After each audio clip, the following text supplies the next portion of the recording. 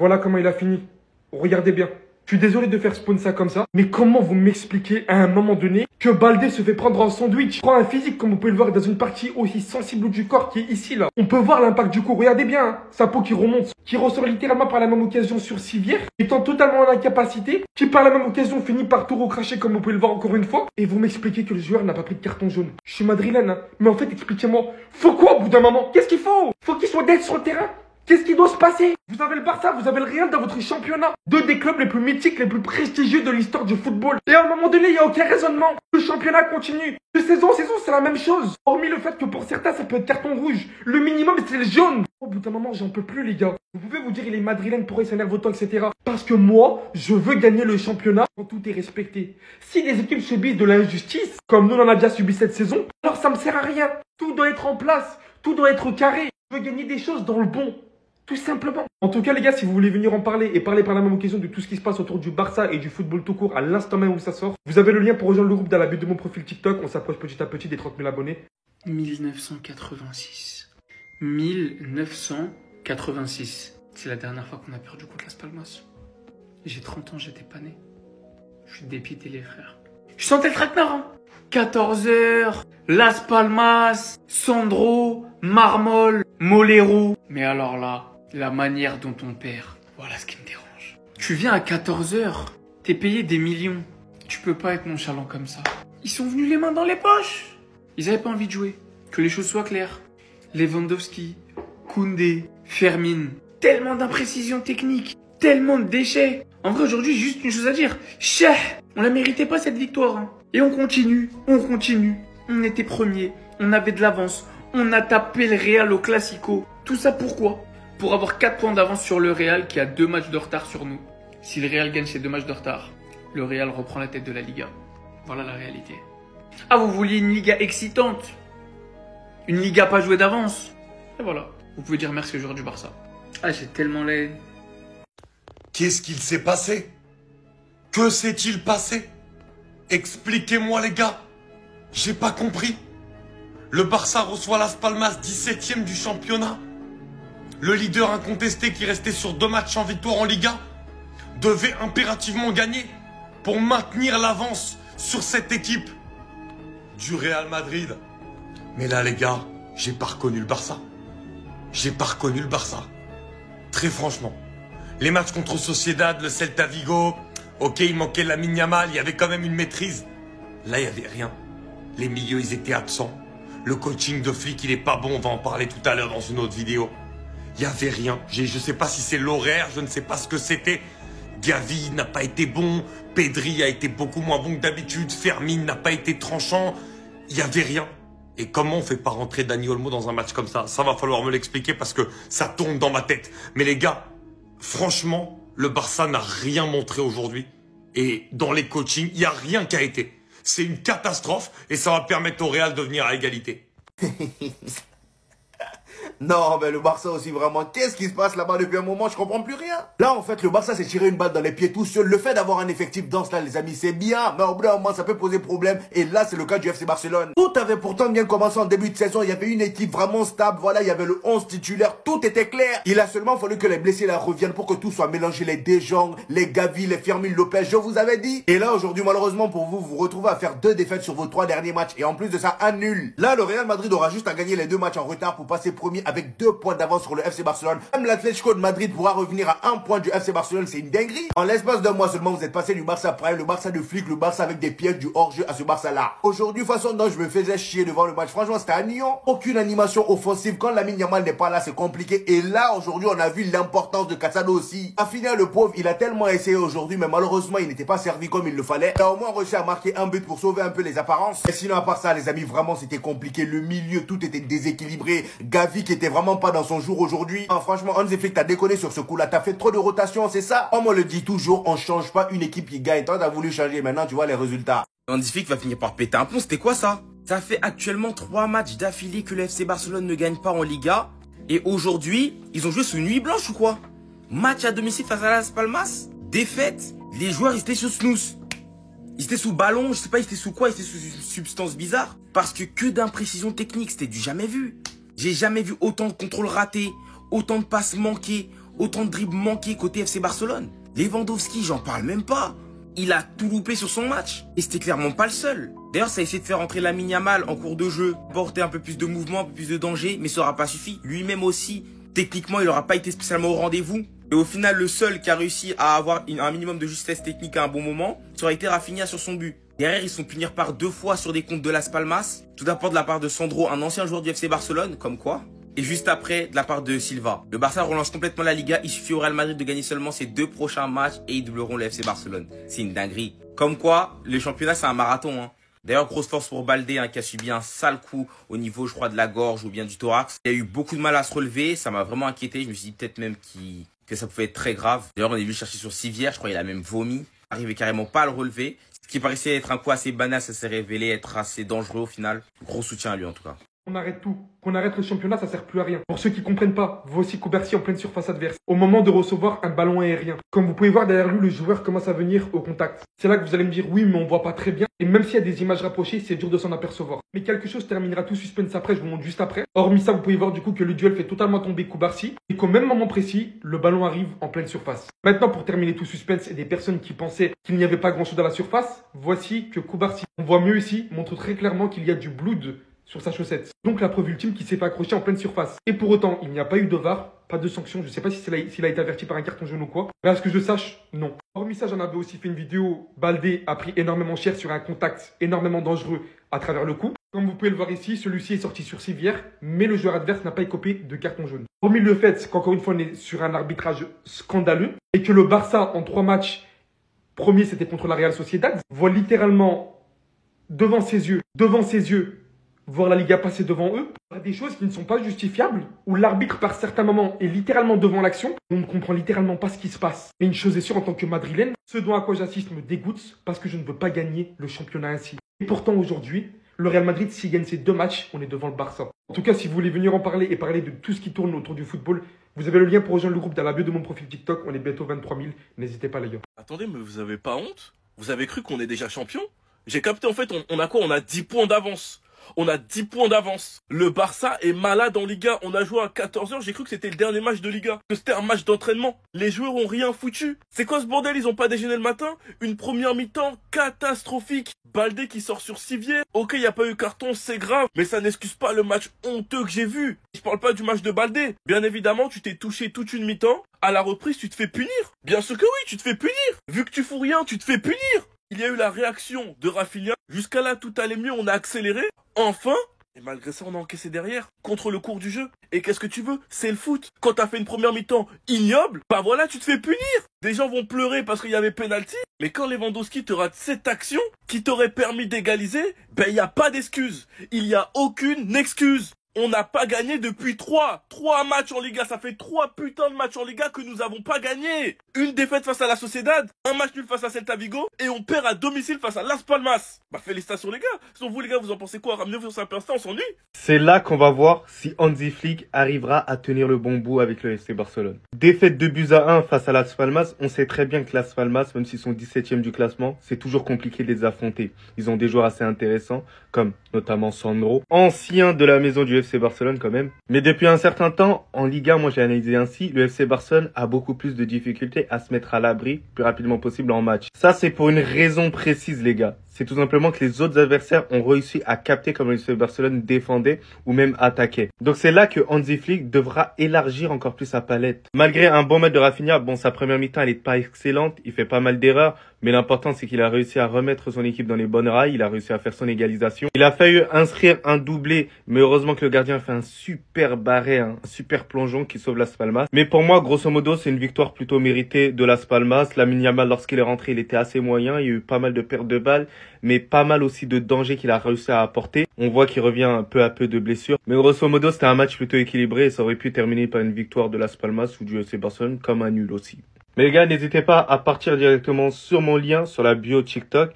Vous avez cette zone ActuFoot où il y a plusieurs créateurs de contenu, dont moi, Bass, Captain So, Tay et Kevin. On met régulièrement l'actualité sur absolument tout, donc vous allez rien rater. Tout ça dans le divertissement, donc n'hésitez pas à cliquer sur ce lien-là.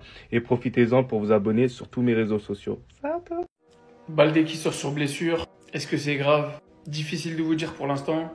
Voici la faute de Sandro. Dans le thorax et dans la gorge. Aucun carton jaune. Pourtant l'arbitre était à côté. Baldé qui est resté allongé pendant plusieurs minutes. Comme vous pouvez le voir, il a dû être évacué sur civière parce qu'il n'a pas pu réussir à sortir du match en marchant. On l'a vu se relever puis se rallonger au point même où il a vomi du sang sur le terrain. Donc franchement très très inquiet pour Baldé. J'espère vraiment qu'il n'y a rien de grave. Là on parle d'une blessure donc je ne rentrerai même pas dans le délire où bon, Gérard Martin va devoir être titulaire à sa place, etc. Mais encore une fois, l'arbitrage en Liga qui s'illustre. Un joueur qui sort en toussant et en crachant du sang, qui n'arrive pas à se relever, sur un geste aussi délibéré et volontaire que Sandro, qui prend même pas un jaune, quand ça aurait pu mériter bien plus pour moi. Bref, je vais essayer de rester calme. C'est pas une blessure musculaire ou osseuse, donc normalement je pense que ça ne devrait pas impliquer une longue absence de Baldé. Après on sait jamais, en espérant vraiment qu'il n'y a rien de grave. On lui souhaite vraiment le rétablissement le plus rapide, une bonne guérison. On espère que c'était qu'un coup, que ça passera le plus rapidement possible, et que ce soir même il sera remis sur pied. Pourquoi? Comment?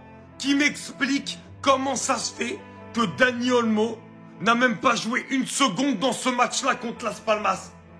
Vous avez vu c'était quoi le vrai problème aujourd'hui dans ce match? Le lien entre le milieu et l'attaque. Le manque de création dans l'animation offensive. Vous l'avez vu. Il y a un joueur, c'est la création offensive à lui tout seul. Que tu le fasses pas démarrer parce que c'est un joueur qui est exposé aux blessures. Je veux bien. Mais quand t'es mené 1-0, que tu fais tes 3 derniers changements et que tu fais pas rentrer Dani Olmo, qu'ensuite, à la 80e, que t'es mené 2-1 et que t'as le droit de faire rentrer encore un autre joueur, tu fais encore pas rentrer Dani Olmo? Non mais c'est pas possible. C'est typiquement le joueur qui manquait aujourd'hui pour amener de la création à l'animation offensive et pour faire le lien parfaitement entre le milieu et l'attaque qui était complètement enrayé aujourd'hui. Comment Dani Olmo ne rentre pas?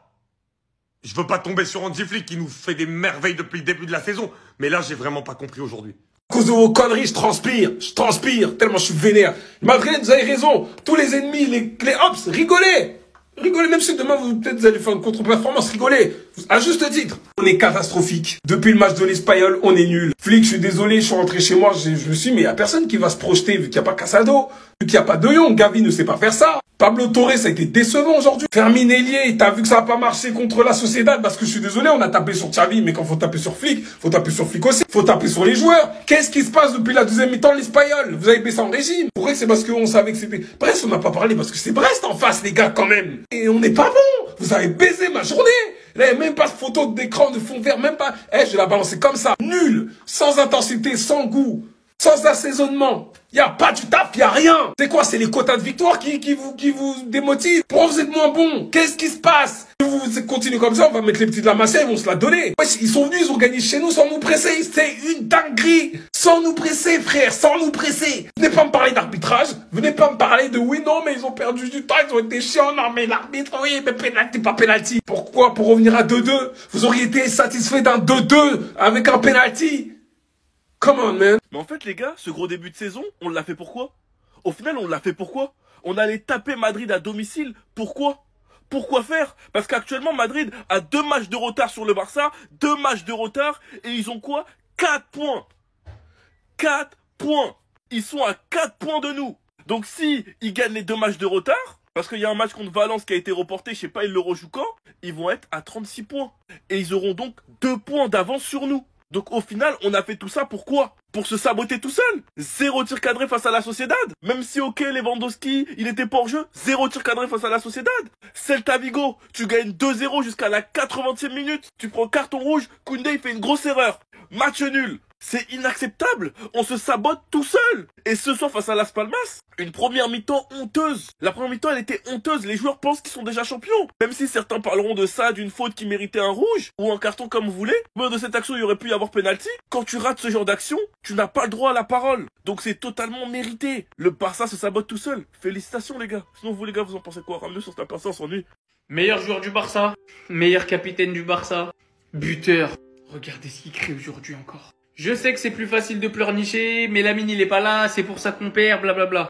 Mettez juste du respect sur le nom de cet homme. Aujourd'hui, dans un match à 14h où toute son équipe est nonchalante, où tout le monde marche sur le terrain littéralement, tout le monde en a rien à battre de la victoire, Rafinha vient, te marque le but de l'égalisation, se crève, littéralement sur le terrain, mouille son maillot comme pas possible. Il subit des fautes, pas du tout sanctionnées. Il tire un coup franc, Assad rentré. Il te met une barre, c'est littéralement le seul joueur dangereux, le seul buteur de la rencontre, le seul joueur investi, si j'enlève Koubarsi et Nigo Martinez et les remplaçants. Et pour couronner le tout, Rafinha cette saison, c'est 24 goals assists en 20 matchs, 14 buts et 10 passes D.